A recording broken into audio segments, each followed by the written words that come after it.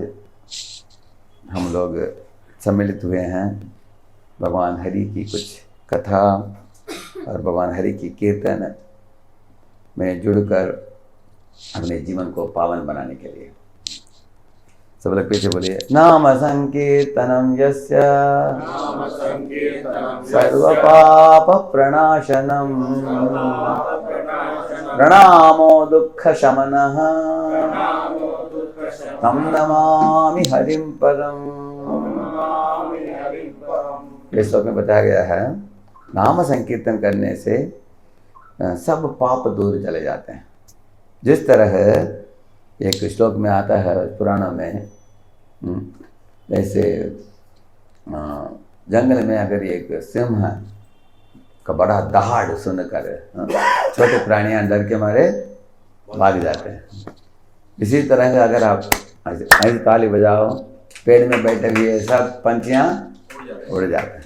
इस तरह अगर कोई संकीर्तन में ताली बजाकर अपने मन से गाता हो, अपने हृदय से, तो ऐसे भक्त के सब पाप कर्म फल सब दूर भाग जाते हैं।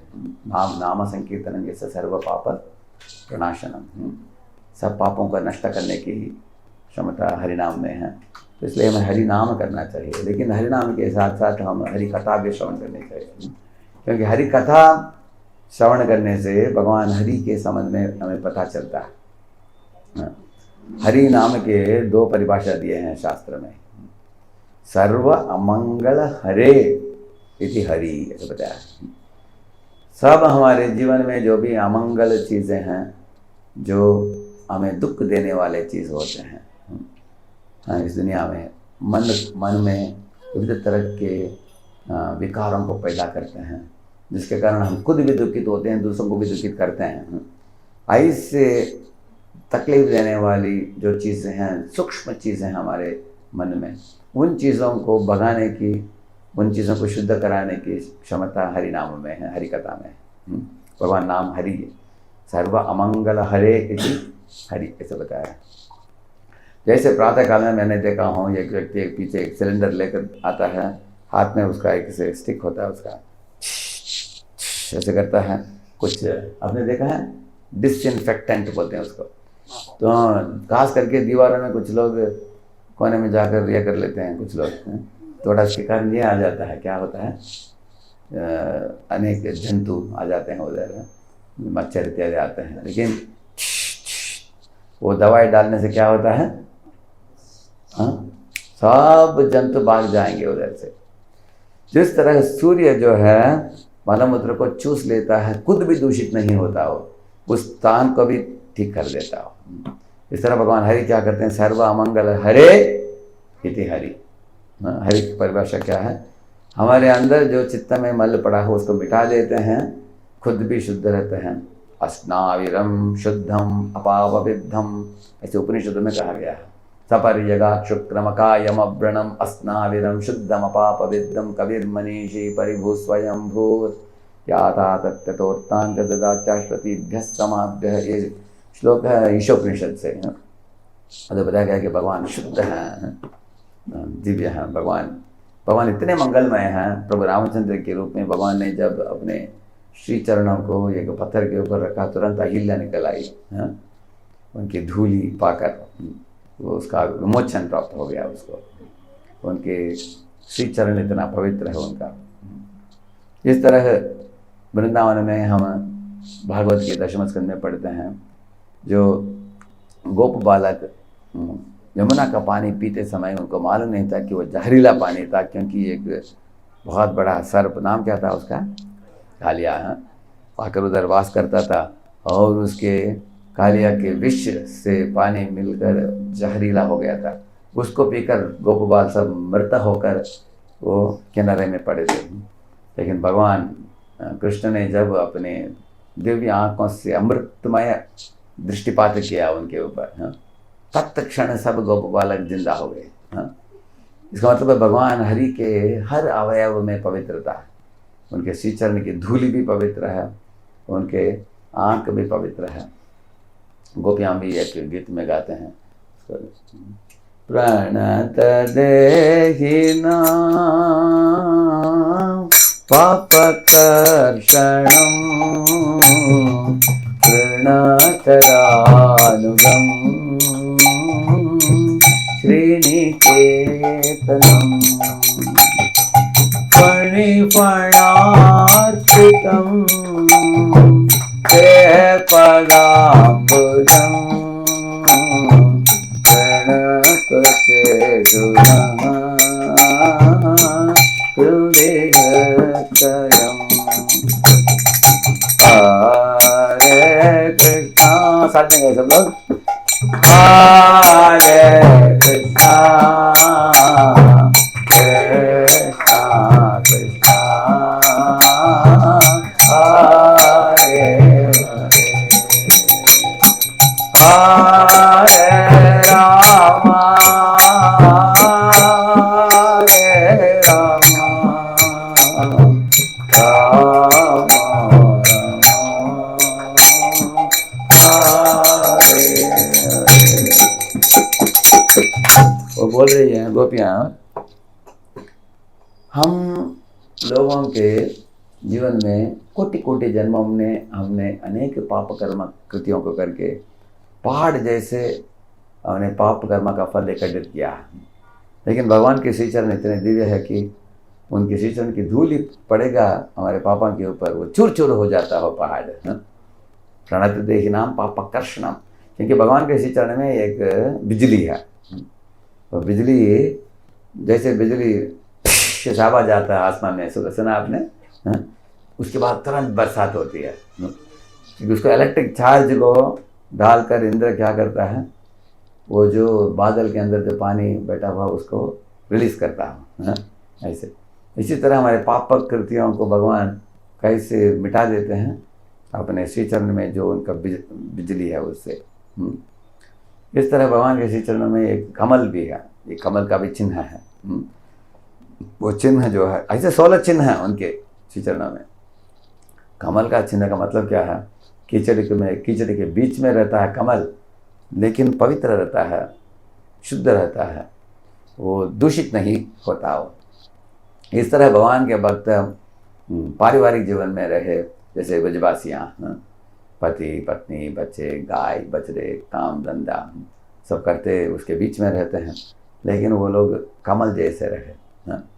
ये कमल हमेशा शुद्ध रहता है।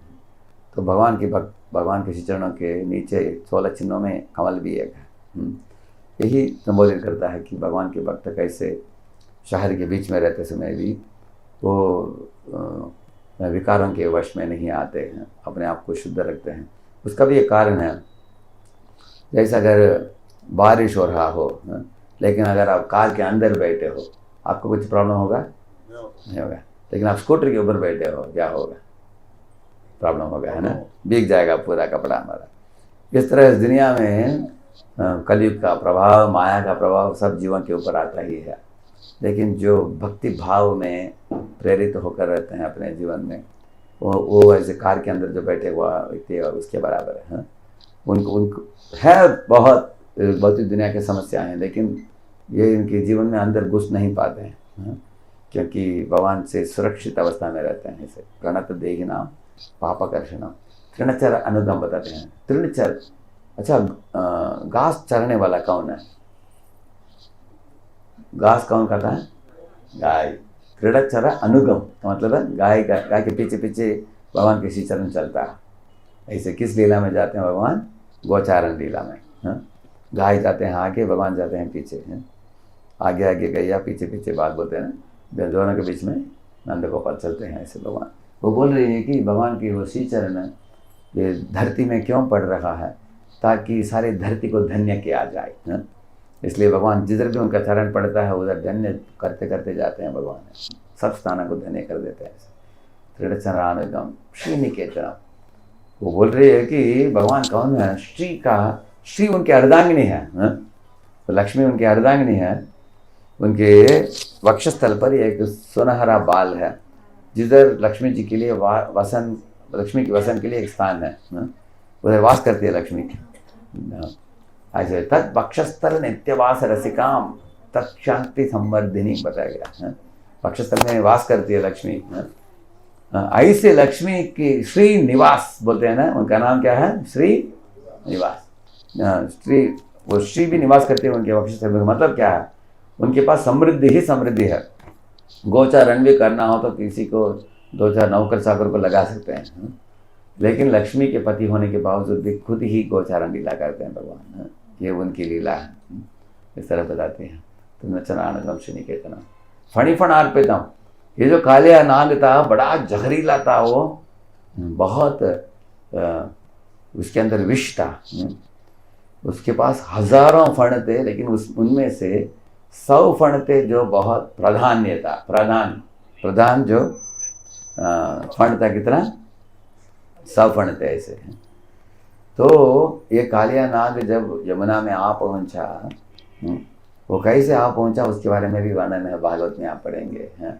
जैसे पहले वो गरुड़ के साथ झगड़ा किया, गरुड़ के लिए जो दिया गया भोजन जो है उसको ये चोरी कर दिया। कौन? किसने चोरी कर लिया? कालिया। गरुड़ के लिए जो रखा गया था उसको चोरी किया, तो गरुड़ के साथ झगड़ा हुआ। गरुड़ ने पट करके उसको मारा कालिया को। तो कालिया उससे बचकर भागते हुए आकर वृंदावन में यमुना के अंदर घुस गया। यमुना को जहरीला बनाया वो। तब भगवान ने देखा कि अरे यमुना में प्रवेश करके पानी को भी जहरीला कर दिया, गोप बालकों को मृत कर दिया, और ऊपर उड़ने वाले पंछी भी नीचे गिर रहे हैं, वो भी मृत होकर। ये तो वृंदावन को दूषित कर देगा। ये इसका भी वृंदावन से इसको बाहर भगाना चाहिए। कैसे किया जाए? भगवान ने क्या किया? एक कदम के पेड़ के ऊपर चढ़कर कूद पड़े पानी के अंदर। शुरुआत में कालिया ने जब देखा भगवान हरि को, उनका शरीर था एकदम नीलमणि के बराबर चमक रहा था। उनके घुंघराले बाल थे, सुंदर मोर का पंख था, आंखें बड़े विशाल आंखें थे भगवान के, बहुत सुंदर भ्रमर के समान। और ये खूबसूरत बालक को देखकर, कृष्ण को देखकर प्रभावित हुआ। कौन? कालिया। और पहले तो प्रभावित हुआ, लेकिन उसके तुरंत बाद उसके अंदर एक ये पैदा हो गया, क्या बोलते हैं, ईर्ष्या। तो वो वक्षस्थल में डसने के लिए निकट आया। कालिया ऐसा करता था, दूर से विष थूकता था, नहीं तो निकट आकर डसता था वो। लेकिन भगवान को डसने के लिए आया, लेकिन भगवान ने क्या किया? ऐसे गोल गोल घुमाया उसको। ऐसे भगवान ऐसे, तो कालिया भी ऐसे करते रहे। ऐसे बच्चे करते हैं, आपने देखा कभी बच्चा ऐसे हाथ रखकर गोल गोल घूमते हैं, और घूमने के बाद जब खड़े हो जाते हैं क्या होता है? लगता है कि सारी दुनिया घूम रहा है। ऐसा लगता है ना, आपका अनुभव होगा ऐसे। इससे कालिया भी उसको चक्कर आ गया करते करते। जब उसको चक्कर आ रहा था तब भगवान उसके सर के ऊपर कूद गए, सर के ऊपर चढ़ गए, और चढ़कर बहुत सुंदर तरीके से नाचने लगे भगवान। 3 चीज़ दिखाया गया है इसमें। पहले गोपाल पानी पीकर मृत होकर पड़े नीचे, वो दिखाया है। उसके आगे दिखा रहे हैं कि उनको जगा दिया भगवान ने। आगे दिखा रहे हैं कालिया कैसे उनको अपनी कुंडली में ले लिया, वो दिखा रहे हैं।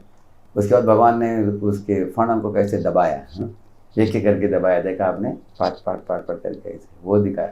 ऐसा कर रही थी ना वो कालिया, उनको एक एक करके ऐसे दबाया। उसके बाद सब कालिया के फणों को लेकर आगे पीछे किया, देखा आपने? शाम को अभी दिखाया ऐसे। उसके आगे और एक दिखाया, देवता लोग फूल की वर्षा कर रहे थे आसमान से, और गोप गोपियाँ, यशोदानंद, गाय बछड़े, सब मोर हिरण सब इकट्ठित हो गए। सब ये अद्भुत दृश्य देख रहे थे कि भगवान कैसे नाच रहे हैं सुंदर। तो कालिया के सर के ऊपर सुंदर नृत्य चल रहा था भगवान का, और भगवान के श्री चरणों के नीचे कालिया का शुद्धिकरण चल रहा था। क्योंकि कालिया के ऊपर जब भगवान नाच रहे थे, उसके विष को निकाल रहे थे उसके, और धुआं निकल रहा था, विष निकल रहा था। कालिया को उसको शुद्ध करते हुए भगवान नाच रहे थे ऐसे। तो सब लोग ताली बजा रहे थे, आनंद आया उनको भगवान के नृत्य देखकर। लेकिन कालिया को लग रहा कि सारे मानो धरती को मेरे सर के ऊपर कोई रख दिया हो, ऐसा लगा उसको। क्योंकि भगवान के पेटी के अंदर सारे ब्रह्मांड है ना, इसलिए जब भगवान नाचते हैं अपने बार बढ़ाना हो तो भगवान के लिए मुश्किल नहीं है वो।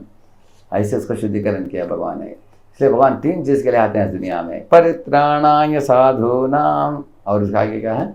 विनाशाय च दुष्कृताम, आगे धर्म संस्थापनार्थाय संभवामि युगे युगे। अर्जुन, मैं 3 कारण के लिए आता हूँ।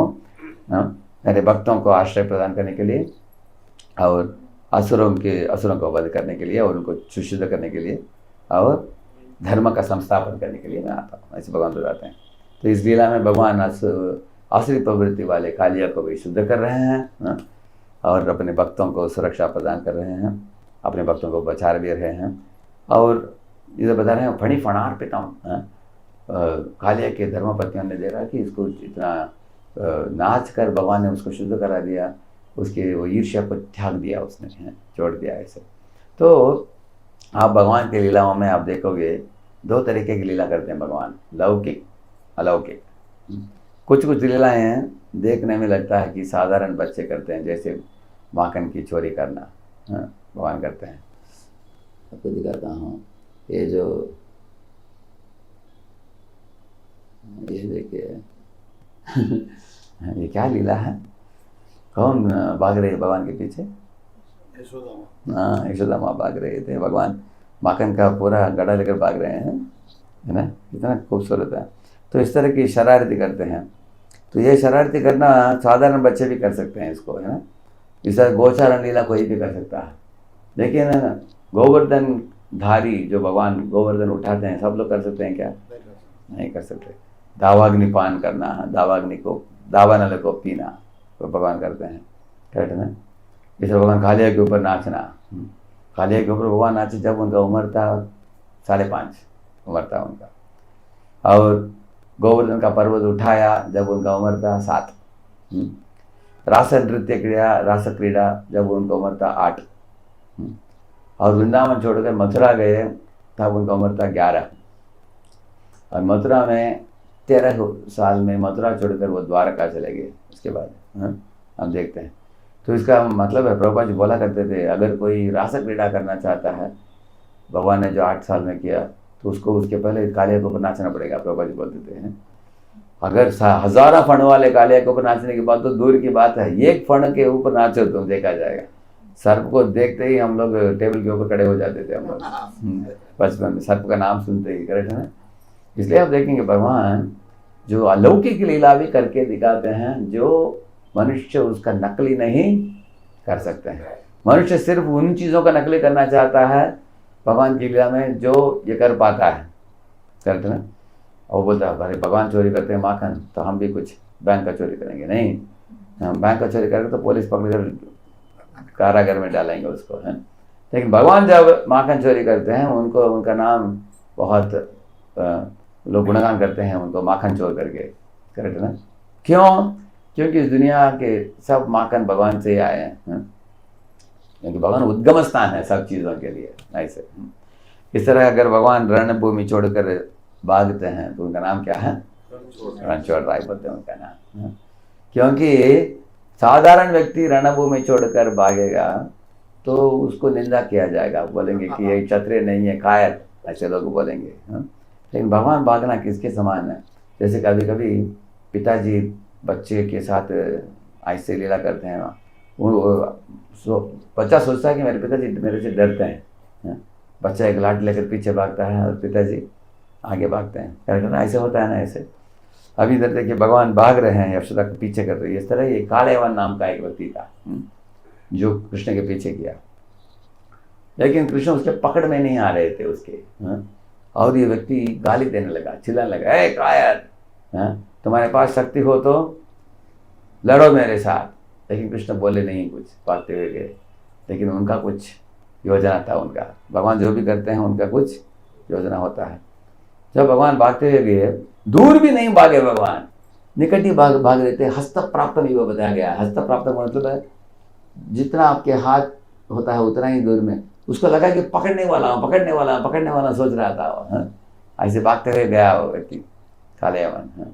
लेकिन भगवान उसके हाथ में पकड़े नहीं गए। कारण क्या है? काले यवन का मतलब है यवनता है, यवन लोग गोमांस खाते हैं, ऐसे होता है। तो भगवान उसके हाथ से स्पर्श भी किया जाना नहीं चाहते थे, लेकिन भगवान चाहते थे कि उसके साथ ऐसे मैं युद्ध करूं कि उसको वध कर दूं, मिटा दूं, लेकिन उससे स्पर्श मना हो जाए मेरे।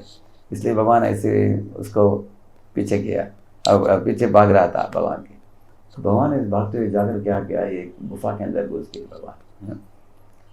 तो गुफा के अंदर कोई व्यक्ति लेटा था उधर, एक ब्लैंकेट लेकर सोया हुआ था वो। उस समय एकदम अंधेरा था अंदर। तो ये व्यक्ति जब आया पीछे कालेवन, देखा कि जो व्यक्ति के पीछे में भागते हुए आया वो अचानक लेट गया और एक ब्लैंकेट ले लिया ऊपर। ऐसे सोचकर एक जोर से एक लात दिया उसको। हाँ, वो लात पाकर जो व्यक्ति सोया था वो ब्लैंकेट निकाल कर देखा, पूरा ये कालेवन जो था वो जल कर राख बन गया, सिर्फ हड्डी ही बचा उसका। इधर देखिए। हाँ, तो जो सो रहा था वो कृष्ण नहीं थे, वो सो जो रहा था उसका नाम था मुचुकुंद राजा। ये मुचुकुंद राजा कौन है? ये मुचुकुंद बहुत बड़ा धार्मिक राजा था धरती में। एक बार देवता लोगों ने उनको विनती की कि असुरों के साथ हमारा ये घमासान युद्ध चल रहा है, हमको मदद चाहिए है, आप भी आकर हमारे साथ सहयोग दो। तो वो उसको स्वर्गलोक लेकर गए, युद्ध बड़ा हुआ, युद्ध में जीत गए देवता लोग, असुरों को भगा दिया। तो उसके बाद उन्होंने पूछा इनको, मुचुकुंद राजा को, आपको क्या चाहिए बताओ। हाँ, आपको स्वर्ग के सोना चांदी चाहे तो देंगे, नहीं तो आपको, आप तो राजा हो ऑलरेडी हैं धरती के, जमीन चाहे तो जमीन और दे सकते हैं, आपको अच्छे भोजन चाहे तो भोजन दे सकते हैं, अच्छा अप्सराएं तो अप्सराएं दे सकते हैं, आपको क्या चाहिए मांगो। लेकिन ऋते कैवल्यम बोला उन्होंने, मोक्ष को छोड़कर बाकी जो भी मांगना मांगो इस ब्रह्मांड के अंदर, वो हम नहीं दे सकते, ऐसे बोले। नहीं, मुचुकुंद राजा पहले से भगवान कृष्ण के भक्त था वो बोला हमें कुछ नहीं चाहिए, अब इतना ही मेरे लिए करो, अभी युद्ध करने के बाद मैं थक गया हूँ, थोड़ा आराम करना चाहता हूँ, किसी गुफा में जाकर मुझे आराम दो बस, बोला उन्होंने। देवता लोग बोले आराम क्या बड़ी बात है, जाकर सो जाओ बस। तो बोला नहीं नहीं, मैं सो जाऊँगा तो वापस असुर लोग आते हैं तो इंद्र मुझे उठा देगा आधा नींद में। कभी हम लोग सोते सोते फ़ोन कॉल आ जाता है ना अर्ध रात्रि में, कुछ कोई बोलता है कुछ आपसे खरीदना है दुकान में, फ़ोन आ जाता है ऐसे।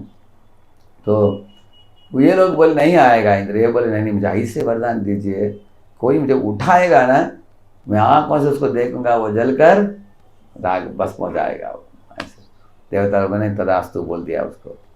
सुनकर इंद्र डर गया। इंद्र बोला कि मैं इनको कभी नहीं उठाऊंगा। तो अभी आराम करने के लिए चला गया मुचुकुंद, गुफा के अंदर ब्लैंकेट डालकर सो गया अच्छे तरीके से।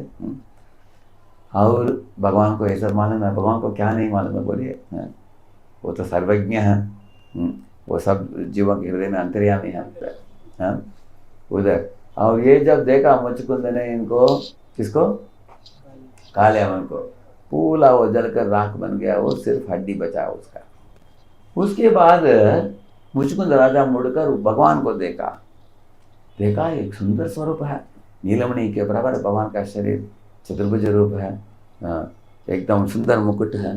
देखिए जब कालेवन के सामने बताया गया है, जब कालेवन कृष्ण को पहले देखा, कैसे कृष्ण के पास आ पहुंचा वो, पहले इन्होंने इनको पूछा, नारद जी को पूछा उसने, मेरे हाथ में कुंडली हो रहा है, मैं लड़ाई करना चाहता हूँ, इस दुनिया में लड़ाई करने के लिए योग्य व्यक्ति बताओ। तब नारद बोले वासुदेव नाम का एक व्यक्ति है, उसका वर्णन दिया उन्होंने। वर्णन प्राप्त करने के बाद इधर आ पहुंचा वो मथुरा में। अभी बताइए, श्री शुक उवाच, आप लोग देवनागरी पढ़ते हैं ना, देवनागरी।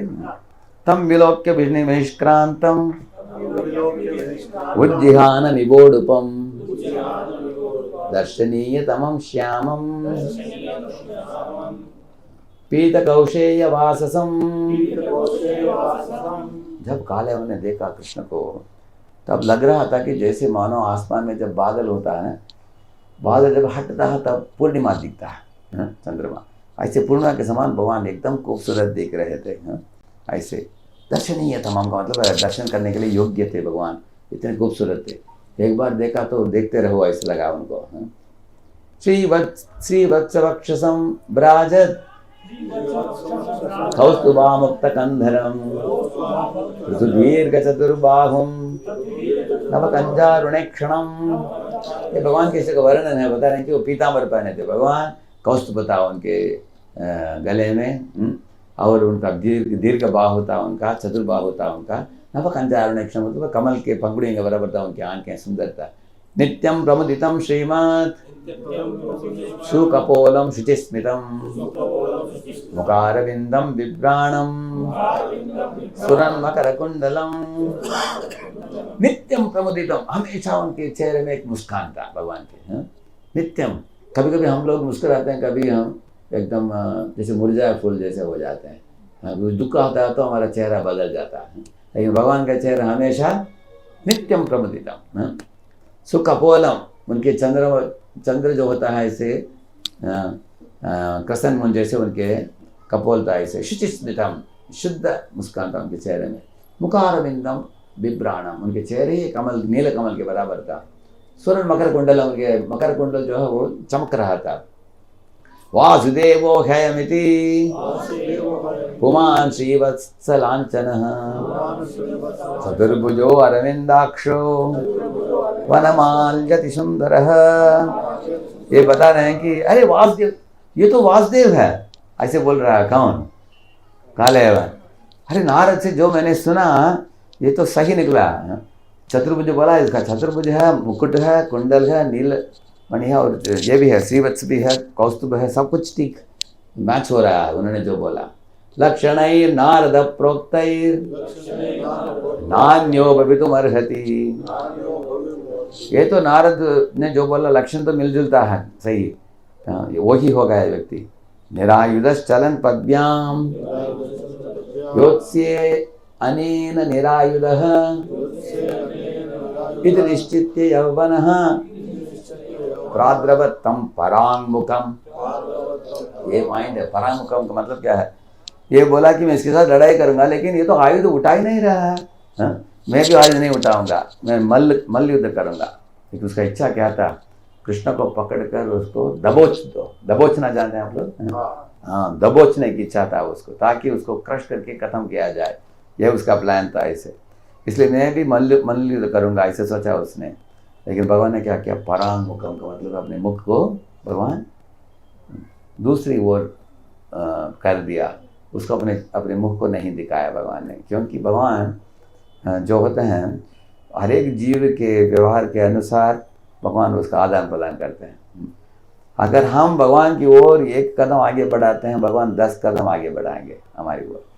अगर हम इस दुनिया में रहते समय सोचते हैं कि पर जीवों के ऊपर कुछ स्वामित्व जमाना चाहते हैं, बॉसिंग करते हैं। बॉसिंग मालूम है आपको? हम कृष्ण दास हैं, लेकिन लोग चाहते हैं दासानुदास नहीं बनना, बासानुबास बनना है। दूसरे जीवों को ये करना चाहते हैं। जैसे कभी एक व्यक्ति दूसरे को कंट्रोल करना चाहता है। ऐसे परिवार में भी, मित्रों में भी, ऑफिस में भी, सब जगह में भी होता है। इसके कारण क्या होता है? लोगों में ये होता है, मनमुटाव होता है। करेक्ट है? इसलिए भगवान ने क्या सोचा, ये तो भक्त नहीं है, ये अभक्त है और मुझे मारना चाहता है, तो इसकी चेहरा क्या देखने का? इसलिए भगवान ने परांगमुखम कर दिया। इसलिए मैंने ये श्लोक आपको दिखाया। आगे मैं अभी दिखाऊंगा, जब भगवान मुचकुंद गुफा दिखाया ना मैंने, उधर भगवान परांगमुखम नहीं करेंगे, मुचकुंद की ओर देखेंगे। वो बताएगा, वो आएगा श्लोक अभी आगे आपको दिखाता। मुचकुंद उवाच श्री मुचकुंद उवाच हो भवानिक संप्राप्तो विपिने गिरिगह्वरे। आपको जो गुफा में प्राप्त किया हो, ये गुफा के ये पहाड़ की गुफा में हो भगवान, आप कौन हो? ऐसे पूछ रहा है भगवान को देखकर। कौन पूछ रहा है? मुचकुंद। अभी आपको पिक्चर में दिखाया मैंने, भगवान खड़े हैं उधर, करेक्ट है? इधर खड़े हैं, उनको ही पूछ रहा है वो, हो भगवान आप कौन हो? पद्भ्याम पद्म पलाशाभ्याम विदरस्युरकंटके। हाँ के श्री चरण जो कमल के बराबर दिख रहा है, इस कमल के बराबर पाँव लेकर आप इतनी दूर भागते हुए आए जंगल में। उधर कांटा होता है, बीच में पत्थर होते हैं। इतना ही नहीं, आपके पाँव तो जमीन को छू ही नहीं रहा है, आप कमल के ऊपर खड़े हो। आप आपका शरीर के हर अंग भी कमल जैसे दिख रहा है, नील कमल जैसे। इसलिए वो पूछ रहा है ऐसे, इसलिए उनके बारे में पूछ रहा है कि आप कौन हो ऐसे। किम स्वित तेजस्विनां तेजो भगवान वा विभावसु सूर्य सोमो महेंद्रो वा लोकपालो परोपि वा। आप सूर्य हो क्या, चंद्र हो क्या, महेंद्र हो क्या, आप पीछे लोकपाल हो आप, किम स्वित तेजस्वी नाम तेजो, आपका तेज इतना प्रभावशाली है, नहीं तो आप लगते हैं कि आप ये सब नहीं, आप खुद भगवान विष्णु ही हो आप, क्योंकि चतुर्भुज है, शंख चक्र पद्म, क्या आप विष्णु हैं क्या? आप आपके परिचय थोड़ा दीजिए, मैं जानना चाहता हूँ, ऐसे वो पूछता हुआ। और वो बताता है एक इधर वो बताता है कि आपको देखने के बाद मेरा क्या हुआ वो बताता है, उसको बोलकर इस श्लोक के श्रृंखला को हम विराम देंगे। इधर देखिए बता रहा है, तेजसा ते विषह्येण भूरि द्रष्टुम न शक्नुमः हतोजसा महाभाग माननीयोसि देहिनाम्। मुचुकुंद बोल रहा है कि जब मैं इस व्यक्ति को देखा ये जलकर राख बना ना, जब मैं आपको देखा अभी मेरा तेज ही कम हो गया। तेजसा ते विषह्येन भूरि द्रष्टुम न शक्नुमः, मैं आपको देख नहीं पा रहा हूँ, आपके शरीर से कांटे निकल रहा है आभा। जैसे श्रुति मंत्र में बताया गया है, वेदाहमेतम पुरुषम महांतम आदित्य वर्णम तमसः परस्तात्, भगवान के शरीर से सूर्य के समान प्रभाव आभा निकल रहा है। वो आभा देखकर मेरे आंखों में जो तेज था वो कम हो गया, ऐसे बताते हैं। हतोजसा महाभाग माननीयोसि देहिनाम्, मैं समझता हूँ कि आप सब देहधारी जीवात्माओं के स्वामी हो, आप अंतर्यामी हो, आप साधारण पुरुष नहीं हो। अगर आप साधारण पुरुष होते काले अवन जैसे आप ही मिट जाते, करते ना। अब कोई बता सकते कि आप में से भगवान को जब देखा इसने, उनका शरीर क्यों जला नहीं, क्यों उस तरह का इफेक्ट नहीं पड़ा, कौन बता सकते हैं? उसका कारण क्या है? भगवान का शरीर जैसे कि वैसे था, तेजोमय था, देदीप्यमान था भगवान का शरीर, कुछ नहीं हुआ उनका। काले अवन ये मुचुकुंद उनको भी देख रहा है, किसी को भी देखेगा वो जल जाएगा व्यक्ति, लेकिन ये जल नहीं रहे हैं, कारण क्या है? कौन बता सकते हैं? क्या क्या कारण हो सकता है? साधारण मनुष्य नहीं थे वो, करेक्ट। और कोई स्वयं प्रकाशित है, करेक्ट। वो शब्द भागवत में भी आता है, गजेंद्र मोक्ष की प्रार्थना में, नम आत्मा प्रदीपाय साक्षिणे परमात्मने नमो गिराम विदुराय मनसश्चेतसामपि, ऐसे एक श्लोक बोलता है गजेंद्र। अगर सूर्य को आपको ढूंढना हो, क्या टॉर्च लाइट लेकर ढूंढेंगे, हरिकेन लैंप लेकर ढूंढेंगे? सूर्य को देखने के लिए क्या रोशनी चाहिए हमको? सूर्य को देखने के लिए क्या रोशनी चाहिए हमको? सूर्य का ही रोशनी चाहिए। सूर्य को देखने के लिए भगवान हरि को समझने के लिए भगवान हरि का ही कृपा चाहिए। हम किसी और से हम नहीं समझ सकते हैं भगवान हरि को। जब वो कृपा बरसाएंगे, वो कृपा दृष्टि देंगे हमारे ऊपर, तब हमारा दृष्टिपात होगा भगवान का, तब हमारे आंखों से उनको हम देख पाएंगे। तो जैसे इन्होंने बोला भगवान तो आत्मा प्रदीप है, स्वयं प्रकाश है, और माता ने बोला कि वो साधारण मनुष्य नहीं है। उसका मतलब क्या है? भगवान का शरीर सच्चिदानंद स्वरूप है, वो दिव्य शरीर है उनके शरीर। भगवान का शरीर, अभी हमारे शरीर क्या है? ये पंचमहाभूतों से बनाया हुआ है। इसके अंदर मन बुद्धि अहंकार का एक सूक्ष्म शरीर भी है, और उसके अंदर आत्मा बैठा हुआ है। जैसे कार के अंदर ड्राइवर बैठा है, ऐसे हम लोग बैठे हैं शरीर के अंदर। लेकिन भगवान का ऐसा नहीं है। भगवान का शरीर, भगवान की आत्मा में भिन्नता नहीं है। अगर एक पिट्टी साकर जानते हैं आप लोग, उसका एक पुतला बनाया जाए, कहीं भी उसका एक चिमटी लेकर मुंह में डालो, क्या है आपको महसूस होगा? मीठापन, मिठास। सर भगवान के शरीर के सब अंग मधुर हैं, इसे अधरम मधुरम कहते हैं ना, अधरम मधुरम वदनम मधुरम। इस तरह भगवान के अंग भी दिव्य हैं, और भगवान में और उनकी आत्मा में फर्क नहीं है। उनका स्वरूप ही सच्चिदानंद स्वरूप है, वो जला नहीं पाया उनको भगवान को। इस तरह भगवान के शरीर की दिव्यता समझना बहुत खास इंपॉर्टेंट है। अभी देखिए इधर भाग रही है कौन? पीछे यशोदा मैया भाग रही है, कृष्ण के पीछे भाग रही है। ये पकड़ पाई कि नहीं यशोदा मैया?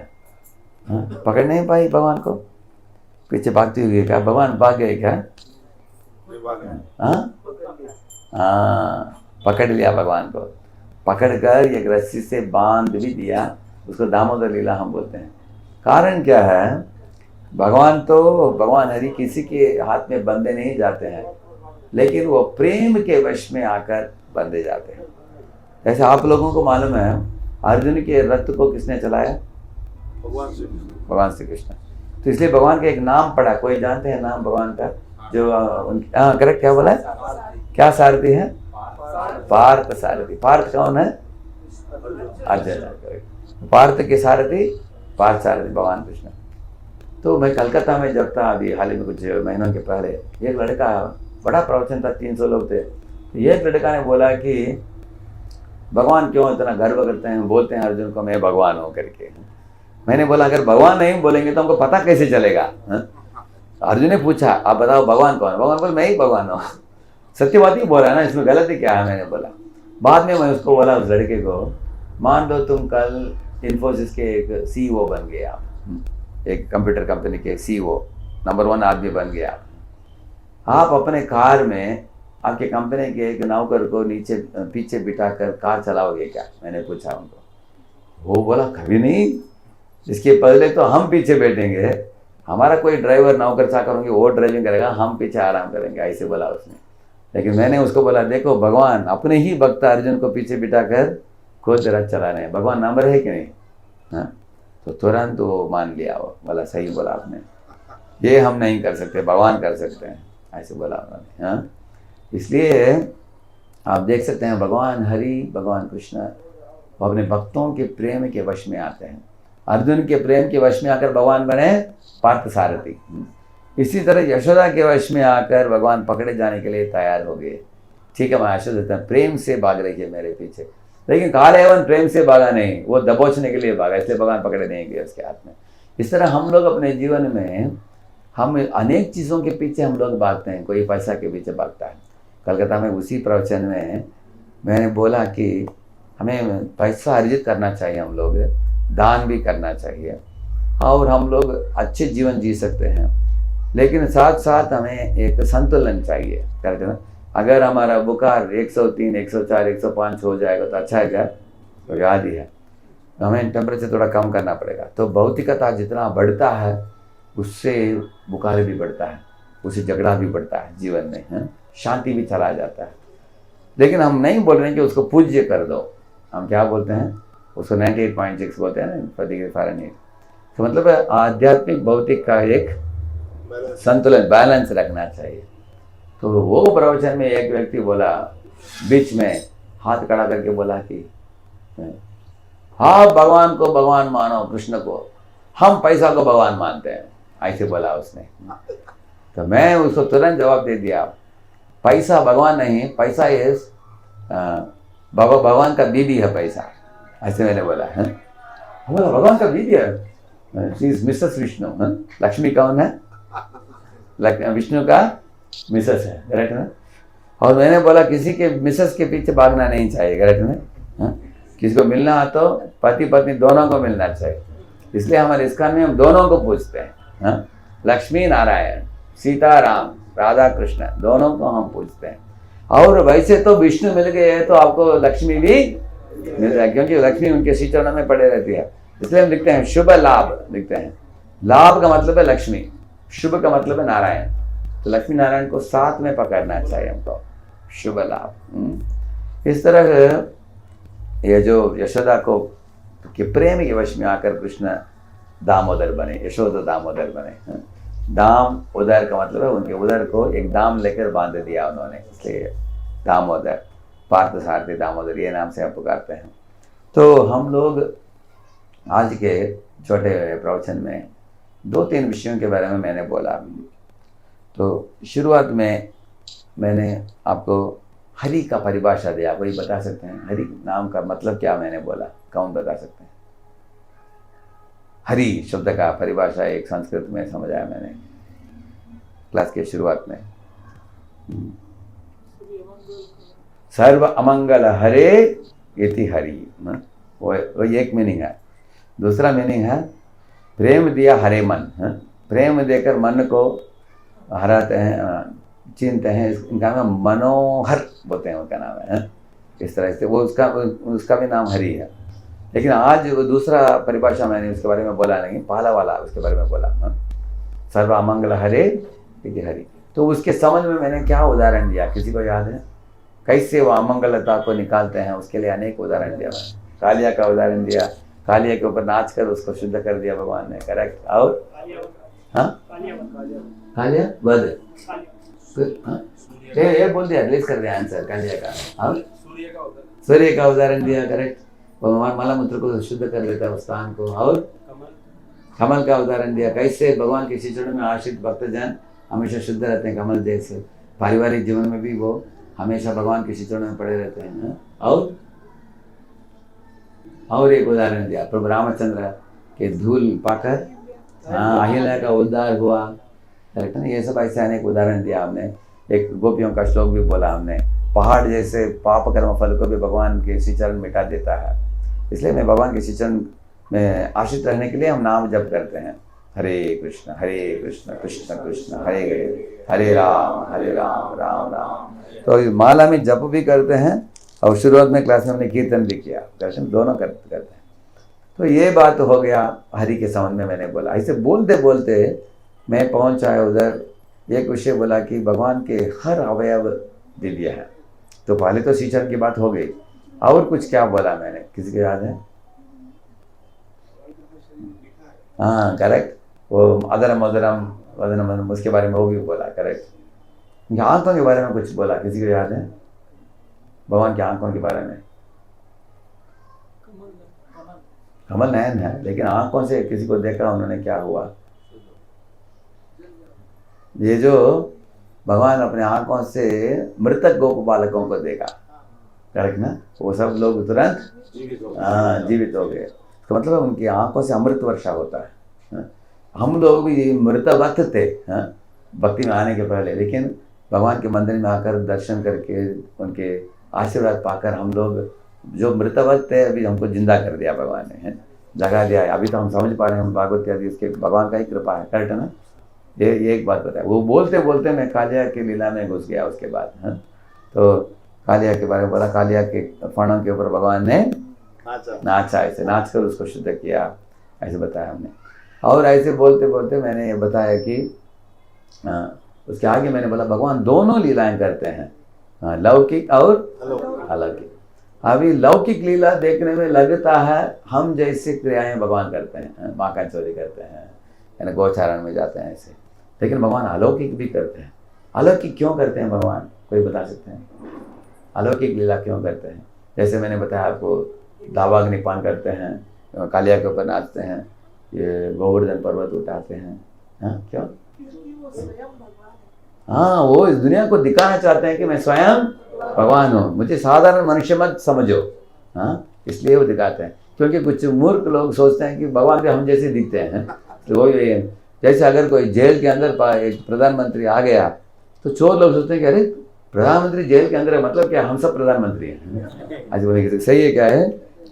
नहीं तो कोई चोर बोल रहा है, अरे ये भी जेल के अंदर आए आगे, मतलब क्या है, भी चोरी क्या होगा, ऐसे बोलते, वो भी गलत है, दोनों अपराध है। प्रधानमंत्री जाता है अंदर देखने के लिए, उनको कुछ दो शब्द अच्छा बोलकर निकलता है, वो अपने स्वेच्छा से आता है, स्वेच्छा से निकलता है, लेकिन बाकी चोरों को गला पकड़कर अंदर डाला गया है। इसलिए भगवान अपने स्वामी, अपने भगवत्ता को दिखाते हैं ताकि दुनिया के लोग समझे अलौकिक लीला करके, लौकिक अलौकिक दोनों लीला करते हैं भगवान ऐसे। तो और भगवान कैसे दिव्य हैं, ये बात की पुष्टि करने के लिए मैं आपको लेकर गया किधर, मुचुकुंद लीला में। तो मुचुकुंद लीला में आपने क्या सीखा, कोई बता सकते हैं? मुचुकुंद के कुछ श्लोक को भी पढ़े हैं आज। हाँ, भगवान को खाली करना चाहिए। प्रभु जी बढ़िया बोल रहे हैं, भगवान बोल रहे हैं, प्रभु जी बोल रहे हैं कि भगवान प्रेम से भक्तों के वश में आते हैं, द्वेष से नहीं। क्योंकि कालेवन के पास द्वेष था, लेकिन माँ यशोदा के पास प्रेम थी, तो इसलिए प्रेम के वश में आया भगवान। और अर्जुन के पास भी प्रेम था, इसलिए भगवान ने उनका रथ चलाया, करेक्ट है ना, देख सकते हैं। तो एक चीज़ हमने सीखा, और कुछ चीज़ सीखा हमने मुझको लीला में, भगवान कृपा से ही हम भगवान को पा सकते हैं, करेक्ट। क्योंकि अभी आगे क्या हुआ, मुचुकुंद ऐसा बोलने के बाद भगवान ने उनको बोला, मुचुकुंद को, हे मुचुकुंद, पूर्व जन्म में प्रार्थितम प्रचुरम पूर्वम, बोलते हैं कि पूर्व जन्म में तुमने प्रचुर मात्रा में भक्ति की है और तुमने इच्छा की मुझे मेरे दर्शन प्राप्त करने के लिए, इसलिए मैं गुफा में आकर तुमको दर्शन दिया। अगर आपने होमवर्क कर दिया, आपने, भगवान आपको जगा कर दर्शन दे देंगे। अगर हमने भक्ति नहीं की है तो हमें पहले कसरत करना चाहिए, भक्ति करना चाहिए, है? नाम जपना, गीता भागवत का अध्ययन करना, संगत साध संगति में आना, प्रसाद प्राप्त करना। धीरे धीरे हम लोग भक्ति में आगे बढ़कर ऐसे समय आएगा तो भगवान खुद ही आकर दर्शन देते हैं मुचकुंद को ऐसे।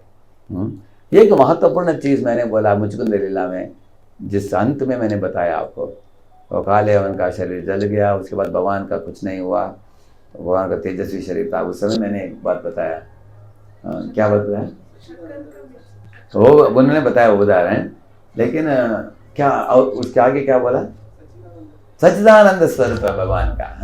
उनका शरीर क्या है, आध्यात्मिक है। हम जैसे नहीं है, हम लोग एक पंचमहाभूत के अंदर बैठे हैं, लेकिन भगवान ऐसे नहीं है, भगवान का शरीर ही दिव्य स्वरूप है ऐसे भगवान के।